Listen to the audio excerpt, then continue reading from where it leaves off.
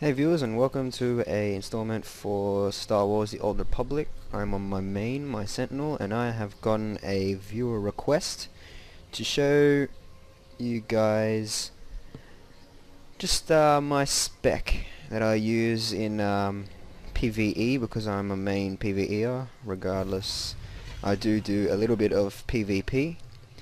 However, my main focus on this game is PvE, which is player versus environment, operations and flashpoints and things like that. So we'll get started, and as you can see, this is my skill tree. I have 31 points in Watchman, 8 points in Combat, and 2 points in Focus. Mainly the first thing I did when I hit level 10 was put a point in Dual Wield Mastery, and I kept that going until I was level 13 or level 12, I believe, because that increases the damage dealt with your offhand lightsaber attacks by 36% on its full 3 stacks. So that does help.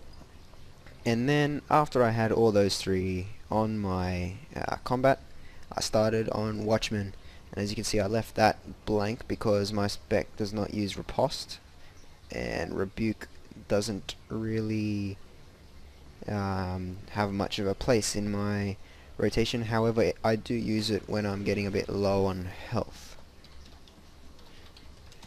I apologize for that. I'm just crafting Might Hilt 27s on the Harbinger, so shout out for that. If you if you want something crafted, come to me. Then also I have Focus Slash, which Slash, Dispatch, Blade Rush, and Merciless Slash have a 100% chance to refund 1 focus when used. So pretty much it uses 1 less focus. That, along with the set bonus of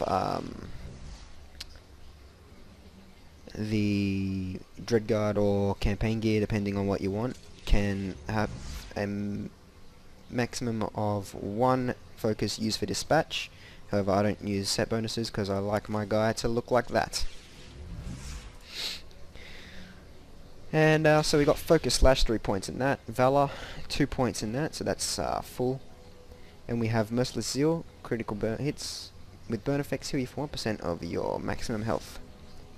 Cauterize has a 100% chance to reduce the target's movement speed for 50% for the duration. So that's 2 points on that. 3 points on Geo Mastery, and I'll just pause it here because I'm getting a trade. And we're back. So 3 points on Geo Mastery. That helps increase your burn effect, so 3% more likely to crit per stack of Geoform. Lowers the cooldown of Force Leap by 3 seconds on Blurred Speed. Overlaid Saber, that's an ability you pick up. That's adds burn to your attacks. Searing Saber increases the critical strike chance of your burn effects by 30%. Reduces the minimum range of Force Leap by 10 meters. Full stacks on close quarter. Repelling Blows, the direct damage dealt by Cauterize by 30%, so you put 1 on that. Leave that with 0 unless you really want your Force Kick, which is your Interrupt or Pacify, which has no effect on bosses or operations bosses at all. Unless you really want that and willing to substitute some possible damage or centering built, then go for it, but I would suggest you leave that alone. Then Focus Leap, so Force Leap has a 100% chance to generate an additional focus. I left that blank because I don't need my Force Camouflage to last any longer than what it already does, and the movement speed does not really matter for me. Slash has a 33% chance, and Merciless Slash has a 66% chance to finish the cooldown of Cauterize. Now that's on all 3 stacks for that. Plasma Blades increases damage dealt by your burn effects by 15%. Burning Focus, your burn effects have 30% chance to generate 1 focus when dealing damage. And of course picking up Merciless Slash at the end, which is one of your main attacks. Not main attack, just the hard hitting attack. On me at the moment it says it does about 3790 damage max. And then we go down here, which I've already said, put 3 on Dual Wield Mastery. Defensive Forms, put 2 on that. It builds 2 centering when attacked, and your Geo form reduces the internal and elemental damage taken by 4%. Remember to always have your Geo form active. The stagger increases the duration of Force Leap's immobilize effect by 1 second. Now that helps in PvP, not so much in PvE. However, I do like that immobilize effect in PvP, and this is my spec for PvP and PvE, so I use this. Hang on 1 second, I also have another trade, so I'll pause now and I'll come back to it after this is finished. Yep, and we're back now. And I put increases melee and force accuracy by 1%. It's not much, but you know, it's a bit of extra accuracy. And 2 points on Master Focus, which reduces the cooldown of Master Strike by 3 seconds and increases its damage dealt by 8%. And that's a big deal on Master Strike, because Master Strike is a very hard hitting attack, and so it's a big deal to have an extra 8% damage on your Master Strike. So I just need to, because I'm making hilts, so I'm gonna take some time. Okay, and yeah, so remember, all this time you will be in Geo form, and if you look at your damage dealt after every boss or something like that, your burn effects, when they stack, will have a ton of damage and will contribute a lot to your actual overall damage. So yeah, it's a very good spec for PvE, and PvP it does okay as well.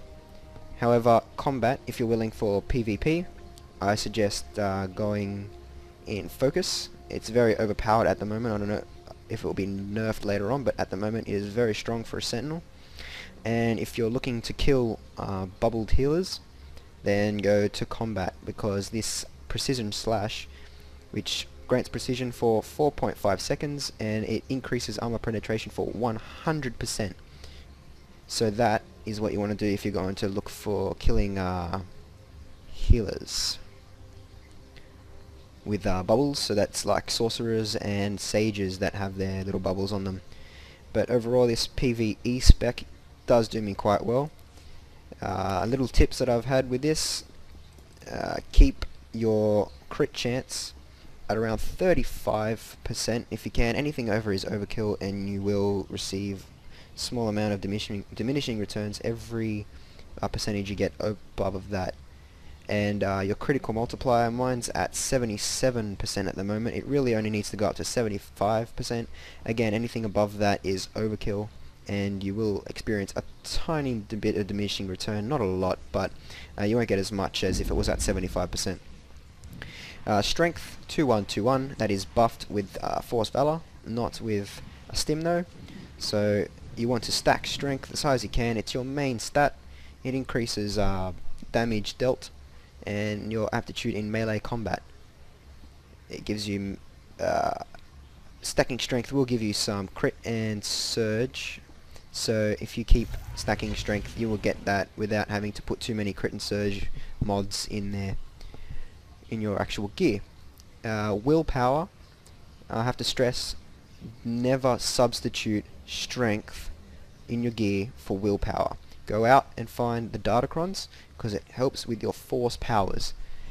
Never ever substitute armor that you have here from strength to willpower, because it will not help. The only thing that would help is if you go out and get the Datacrons. And the lightsabers, I think force power, I'm not 100% sure, but they might help with willpower a little bit. Endurance comes and just comes. You just, whatever endurance you have, you keep that, whatever.